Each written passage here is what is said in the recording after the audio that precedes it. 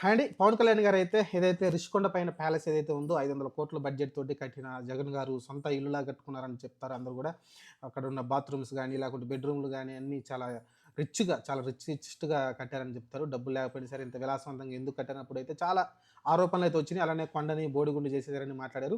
ఈరోజైతే అక్కడికెళ్ళి విజిట్ చేశారు. కాకపోతే అక్కడ సీలింగ్స్ కొన్నైతే ఊడి కింద పడడం చూసాం. అక్కడ కూర్చున్న వాళ్ళ వ్యక్తుల పైన పడితే ఏంటి ప్రమాదం జరిగేది గదా!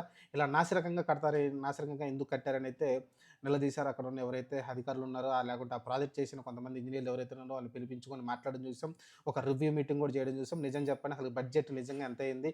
నిజంగానే 500,00,00,000 ఇది అయిపోయిందా అనేది మాట్లాడుతున్నాం. ఎందుకంటే అక్కడ చూస్తే బిల్డింగ్స్ కూడా అంత ఈజీగా ఎట్లా అయిపోయినాయి. ఆ రోడ్లు గాని, ఆ బిల్డింగ్స్ గాని 500,00,00,000 లోపు ఎట్లా మీరు కంప్లీట్ చేయగలిగారని అయితే ఆశ్చర్యం వ్యక్తం చేస్తున్నారు పవన్ కళ్యాణ్ కూడా.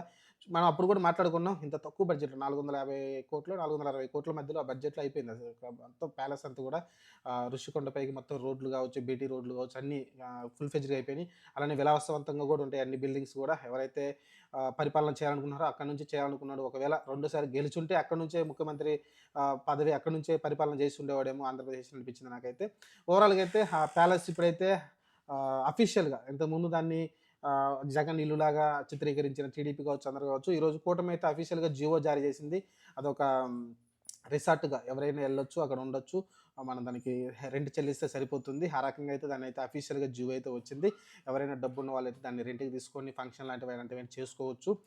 ప్రభుత్వ కార్యకలాపాలు కూడా కొన్ని చేసుకోవచ్చు ఖాళీగా ఉన్నప్పుడు. ఇలా అన్నిటికైతే యూజ్ చేస్తారు ఆ భవనాన్నయితే. ఓవరాల్‌గా ఇప్పుడైతే అఫీషియల్‌గా గవర్నమెంట్ లెక్కల్లోకి వచ్చింది. ఆ రోజు జగన్‌ని విమర్శించింది అంటే తెలిసిందిగా ఆ రోజు రాజకీయాల్లో విమర్శలుంటాయి. ఈరోజు ఆయన కట్టిన బిల్డింగే మళ్ళీ దాన్ని అఫీషియల్‌గా అయితే అనౌన్స్‌మెంట్ అయితే ఇచ్చింది కూటమి గవర్నమెంట్. చూద్దాం మరి ప్రస్తుతానికైతే పవన్ కళ్యాణ్ గారైతే ఏదైతే ఆ సీలింగ్ ఊడిపోయి, పెచ్చులుగా ఊడిపోయి అదేమో వైసీపీ వాళ్ళు ట్రోల్ చేస్తా ఉన్నారు. పెచ్చు ఊడిపోతే కరెక్ట్‌గా ఊడిపోయిన కిందే పడుతుంది గానీ, సైడ్‌కెలా పడుతుందనైతే మాట్లాడుకొచ్చారు. ఇలా తెలిసిందే ఏదో ఒకటి జరుగుతా ఉంటుంది. మరి నిజంగానే అక్కడ పెచ్చులు ఊడిపోయాయంటే నాసిరకంగా బిల్డింగ్‌ని కన్‌స్ట్రక్ట్ చేశారనేదైతే అర్థమవుతుంది. పవన్ కళ్యాణ్ చెప్పిన దాని ప్రకారం అయితే. అక్కడికెళ్ళి అందరూ ఇంగా చాలా విశాలవంతంగా చాలా మంచి విశాలవంతమైన బిల్డింగ్ బాగుంది.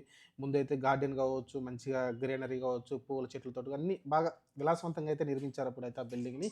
ఇప్పుడైతే అఫీషియల్‌గా జియో వచ్చింది. అది గవర్నమెంట్ బిల్డింగ్ కిందకి.